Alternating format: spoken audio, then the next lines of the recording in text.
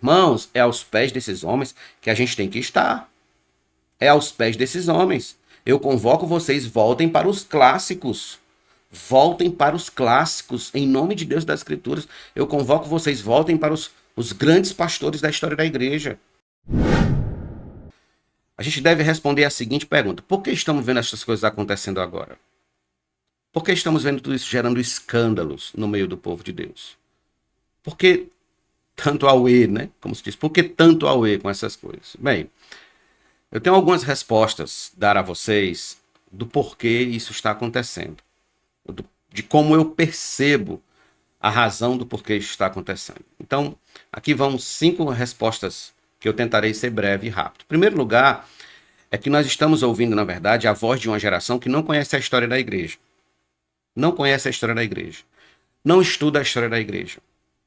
Se estudasse a história da igreja com seriedade, não faria e não aconteceria o que está acontecendo agora. Porque muito dessa situação do que nós estamos vendo, deste cenário confuso, caótico, desse cenário meio complicado mesmo, até de se discernir.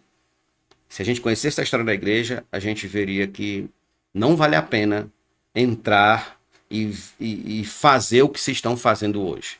Essa mistura, essa abrasileiração do evangelho, certo? É um problema. Sempre foi um problema na história da igreja e sempre será um problema para a igreja quando ela se rende a esses tipos de espírito da época sem levar em conta a história da igreja, o que aconteceu na história da igreja. Em nome de ganhar almas para Jesus, levar a igreja a perigos teológicos profundos. Leia a história da igreja. Então nós estamos ouvindo aí exatamente a voz de uma geração que não conhece a história da igreja. Em segundo lugar, nós estamos vendo a voz de uma geração que não lê os clássicos, aliás, despreza os clássicos. Eu vim de uma geração de estudantes bíblicos, de estudantes de teologia, que era incentivada a ler os clássicos, ler os puritanos, ler homens como Jonathan Edwards, Calvino, Lutero, Lloyd Jones, Spurgeon, ler os clássicos, ler os grandes pensadores da teologia conservadora, da teologia bíblica, da teologia séria. Então o que nós temos hoje é uma geração que despreza os clássicos, despreza. E como despreza os clássicos, vai ter que colocar alguma coisa no lugar. O que é que se coloca no lugar? Aí corre para N.T. Wright, corre para Scott McKnight, corre para a teologia liberal, corre para o progressismo, corre para os influencers, pastores influencers como Iago Martins, Rodrigo Bilbo, Vitor Fontana e alguns outros que estão aí levantando essa bandeira de abandono dos clássicos, de não ter contato com a história da igreja e assim abraçar esse modernismo absurdo que nós estamos enxergando hoje em dia. Então, ao invés de nós estarmos formando homens e mulheres a partir dos nossos jovens, nós estamos formando gente que não conhece a própria história. Aliás, eu não sei se vocês sabem, mas essa é uma tática da esquerda, é uma tática do comunismo, fazer com que o povo de uma determinada nação, aonde eles se instalam, esqueça da sua história, esqueça do seu passado, porque eles querem fazer a história. Então, em nome de fazer a história, eles pegam tudo que o povo viveu lá atrás, joga na lata do lixo. Fizeram isso com a China, fizeram isso com a Coreia do Norte, certo? Com Cuba, fizeram isso recentemente com a Venezuela, como a gente tem assistido. É uma tática deles. Então, a tática dessa turminha modernista é fazer isso, com que a gente despreze os clássicos, que a gente não leia os clássicos e assim abrace o que eles estão dizendo como teologia líquida e certa, quando na verdade é aí onde está o grande problema. Os liberais, o que os liberais fizeram? Atacaram frontalmente os clássicos, deixaram que os clássicos, fizeram com que os clássicos se enfraquecessem perante os olhos da igreja, perante os olhos do público. E o que eles colocaram no lugar? Cultura, arte e coisas do gênero. Não que essas coisas não tenham seu valor no seu devido lugar, mas eles colocaram isso em nome de quê? Em nome de eles fazerem a história, eles agora serem a voz da igreja. E olha o resultado do que aconteceu com a igreja na Europa. Olha o resultado do que aconteceu com muitas igrejas nos Estados Unidos. Igreja nos Estados Unidos. A igreja de Jonathan Edwards hoje, a antiga igreja de Jonathan Edwards, né? Hoje é uma igreja totalmente liberal, tem uma pastora, é uma pastora que exerce a função ministerial ali, é uma igreja inclusiva e por aí se vai. Por quê? Porque quando eu retiro os clássicos, quando eu vou ter que colocar alguma coisa no lugar, o que é que eu coloco? Então, o que é que eu tenho colocado? E aí eu vou querer colocar aqueles que estão se dizendo, se mostrando, se vendendo como a voz da teologia sadia, como a voz da teologia limpinha, como a voz da teologia soft, só que é aí onde entra o problema. Eles não têm nada a oferecer. Eles não têm uma estrutura firme, um fundamento sólido. Não tem. E o resultado é o absoluto fracasso. Terceiro lugar, nós estamos assistindo a voz de uma geração, estamos ouvindo a voz de uma geração que não aceita ser ensinada. E isso tem muito a ver com o que eu acabei de falar, com a história da igreja, com o desprezo pelos clássicos. Então, a atual geração ela já acha que sabe tudo, principalmente em terra de inteligência artificial, em que eles simplesmente dão um clique e puxam ali o que eles querem saber e tomam aquilo como verdade, tomam aquilo como pesquisa real e verdadeira, fundamentada, sem se dar o trabalho de ir atrás, de pesquisar, de estudar, de ir para uma biblioteca, de queimar pestanas, de enfiar a cara nos livros, pesquisar, debater, querer realmente saber do assunto. Não. Turma de hoje não quer mais ser ensinada, não aceita mais os marcos, antigos marcos, qual Jeremias disse para a gente não desprezar. Eles não aceitam. Simplesmente despreza os cabelos brancos.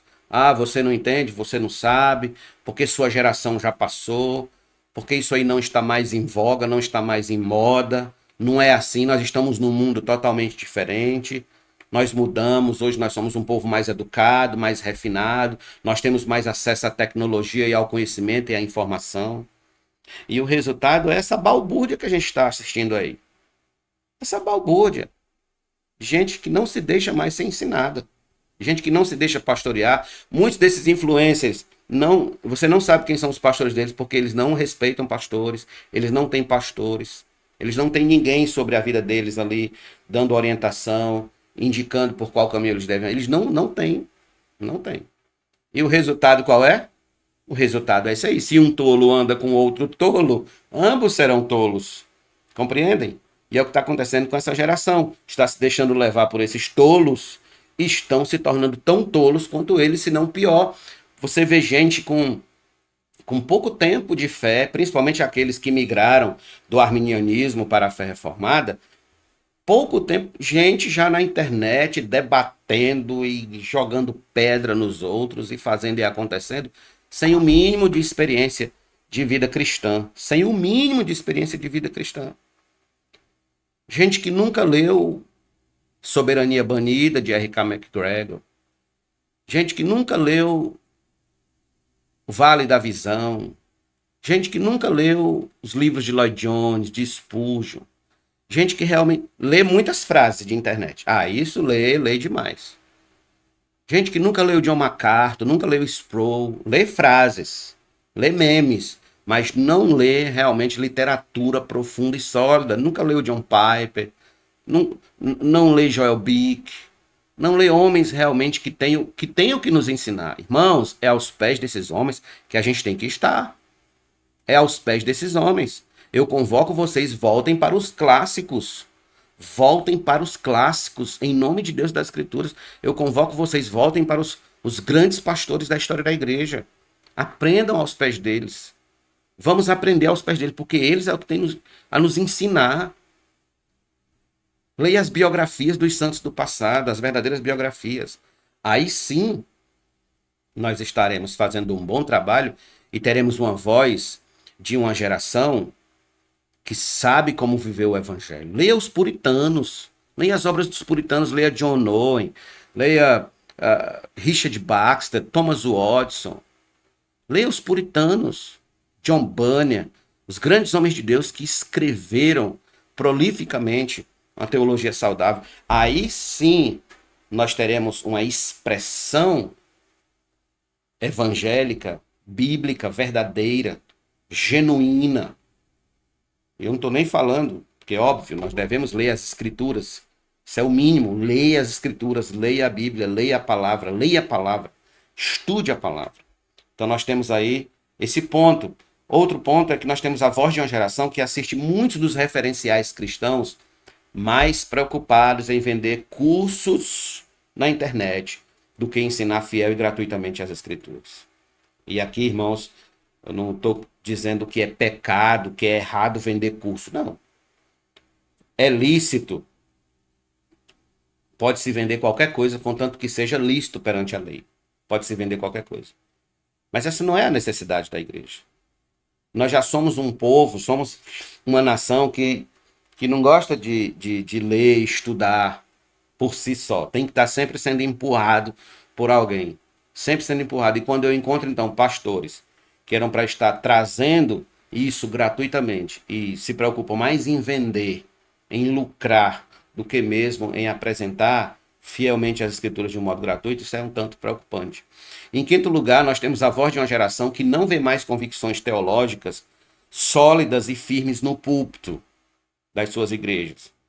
Então ela deixa-se levar pela cultura secular e tenta abrasileirar o evangelho em nome de ganhar almas.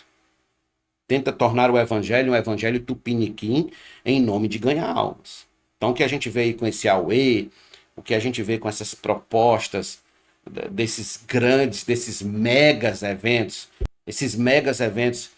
que são mais parecidos com eventos que o próprio mundo realiza do que eventos onde os cristãos realmente deviam estar reunidos com propósitos eternos e celestiais, é porque hoje em dia a gente olha para a internet, principalmente a internet, a gente vê muitos dos referenciais que ainda existem estar em cima do muro.